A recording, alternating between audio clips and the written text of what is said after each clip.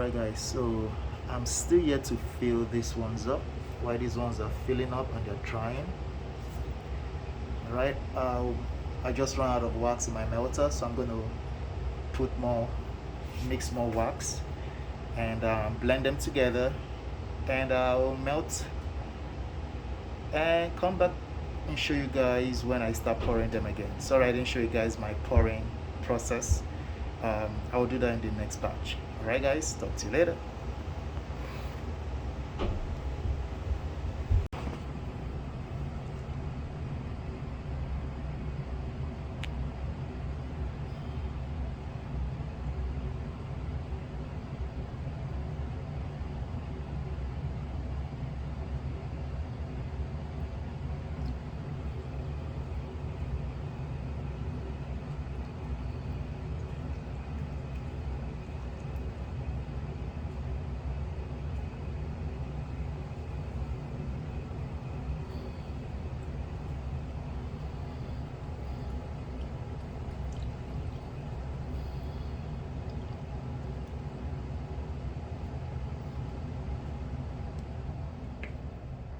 After a whole 24 hours of allowing this to cool, we're ready to unmold them or demold them, like some people would say.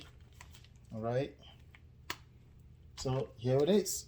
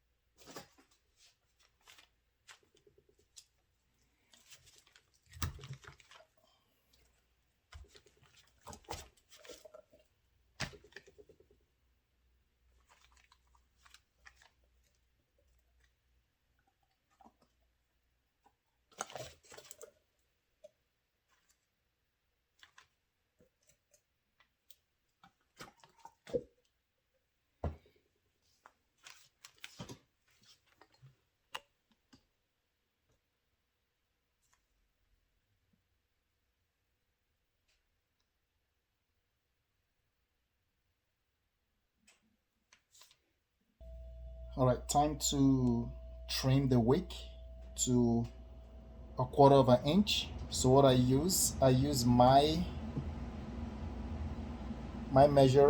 measuring pin, whatever you call it. So it's like a plastic that I have. I measure it to like uh, 1/4. So I put it over my wick and I cut it. Right. So that gives me like a gauge or yardstick to know where to cut. Right. So that's what I do for my wick. This way, I do this so that my customers do not have to trim their wick when they buy my candles, right? When they receive the candles, all they can do is just burn it, right? Because let's face it, candles maker, you guys know that no matter how many times we put in our candle care cards, that people should trim their candles before they burn them. Most customers don't listen, right? So I'm doing it for them, for their first burn, and I also let them know that after they've burned their candle, the first initial burn, that would be like for my candle is 3 to 4 hours because of the diameter of the candle. After they've done that the first time, they will have to save this because this goes with them. It goes over the candle, just over the wick, just like this one I made. You can see it's already in there, ready to go. All right, so they will save this. So every time they want to burn the candle again, they put it over and just snap it. Okay. So that's what I chose to do for my candle customers. Now this order that I'm making is going to a business. This is their second order. This is their reorder. This is their reorder that they made. So they ordered 15 of the fresh coffee, the coffee bean. They ordered 15 of that. Apparently, it's one of their favorite seller, one of their top seller in their store.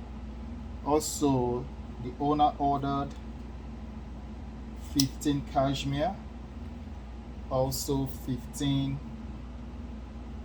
lavender amber. So that's what I'm making for this business. Okay, so this is the first one I'm making, the coffee. So the next one will be the lavender amber, and the last one will be the cashmere, and that will be a total candle of total quantity of 45.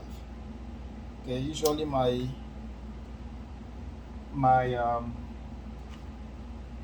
sorry, I'm having a brain fart here. Usually my MOQ starts at 50, but because this is a new business or new account we just got, I was able to, let it slide for now to give them a 45 for the same wholesale price. Okay, so these are my first 15.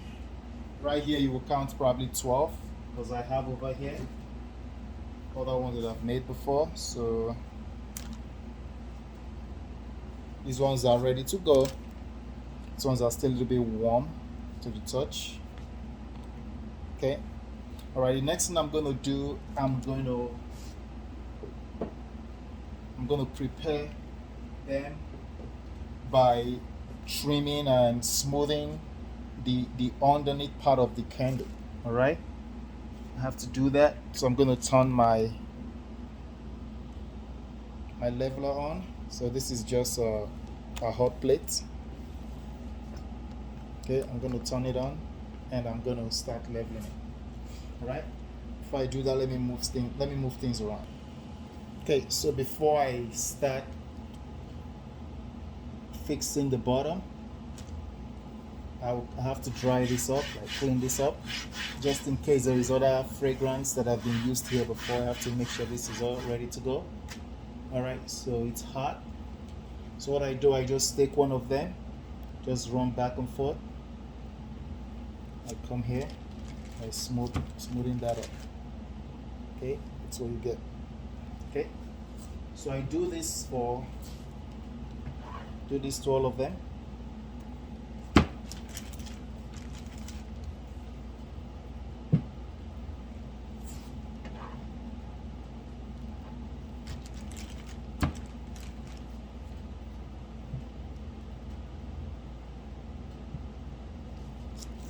This is very important to do this, especially if the candle, if the bottom is not aligned properly, it's going to wobble. You don't want a wobble candle to your customer. You want something that is very smooth at the bottom, okay? And also this can help to fix any imperfections that you might have underneath the candle. Let me lower this up, smoke it too much. All right? So it will help to fix any imperfections underneath the candle. For example, let me see if I can find, okay, that's not it. If I can find the one with the bubble, I already fixed that. So usually when you have a candle in the bottom that has like a air bubble, you can be able to smooth that with this. So if there is any defect with the candle, you can be able to smooth that. But right now, none of these candles have any defect in the bottom. So there's no need for that, but that's what smoothing this process, this is what helps with that. It helps to take away every and any imperfections. Okay,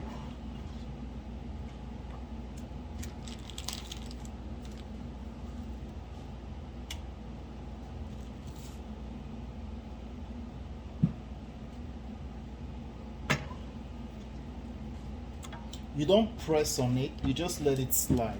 Let it do its job. Just let it slide. It's like a motion. You don't want to press on it. If you press on it, you will you will just trim the candle itself. Instead of it to be a certain height, it will be lower than that height. So you don't want that. You don't want to press, you just want to let it move by itself. See what I'm doing? Just let it move by itself.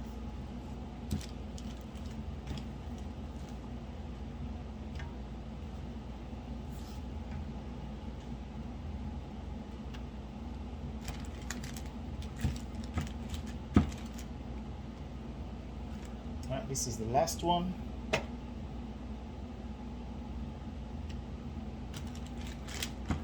Alright, so the next step.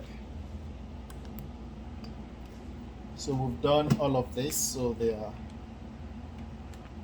they're all steady. Nothing is wobbling, it's steady.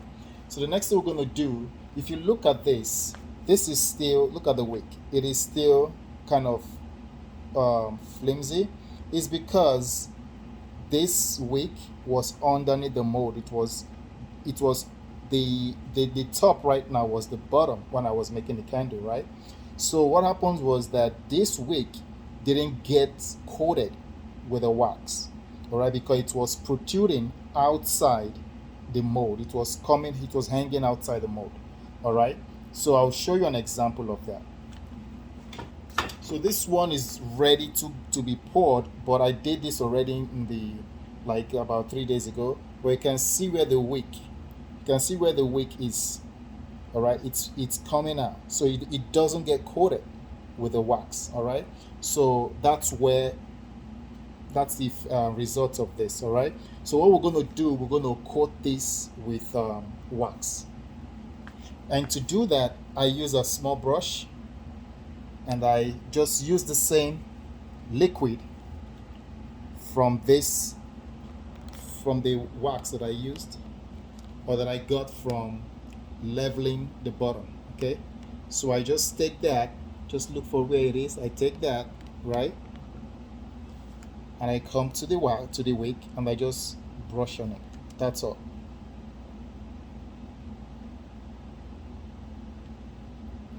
So when the customer lights up the candle, it lights up. It doesn't take longer, because what will happen if I gave this to a customer without coating this with wax? What's going to happen is that it's going to burn this wax, this wick is just going to burn it, and then before it gets to the part where you have the coated um, part of the wick, the flame might quench, okay, might go out. The flame might go out. So what happens is you use this to make sure as soon as the flame hits the wick, it lights up. All right, that's why I do this.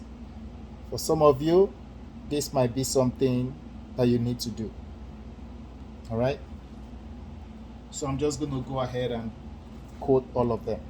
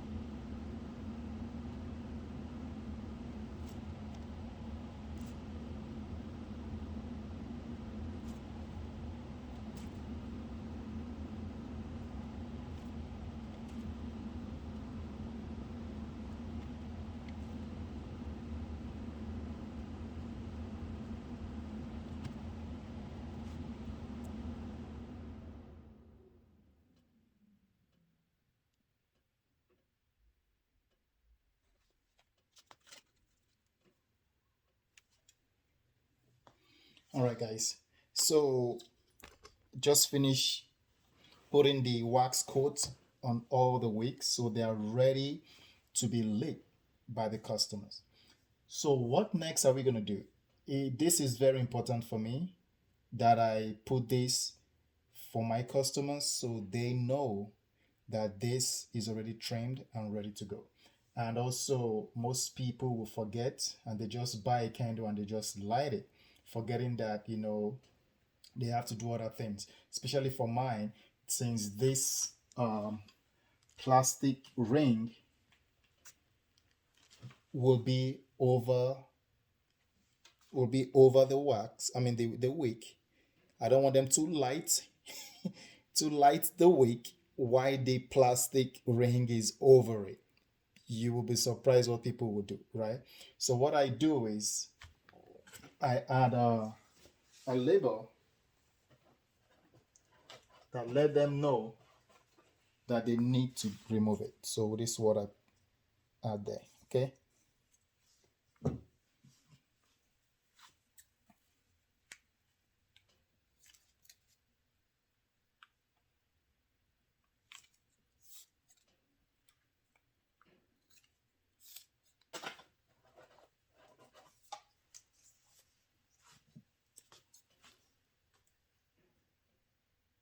Okay, so here we go. So I use this puncher to create a hole.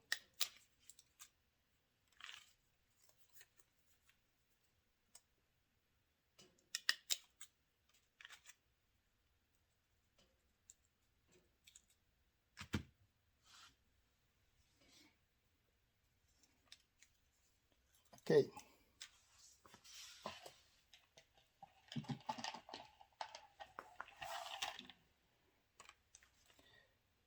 So I take one of this, put over it.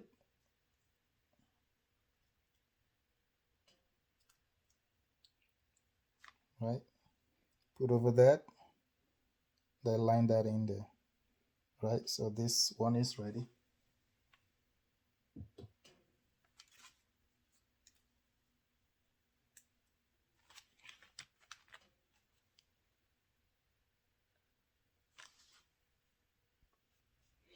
All right, guys, so that is it for now. These are the 15 candles that they ordered for the coffee.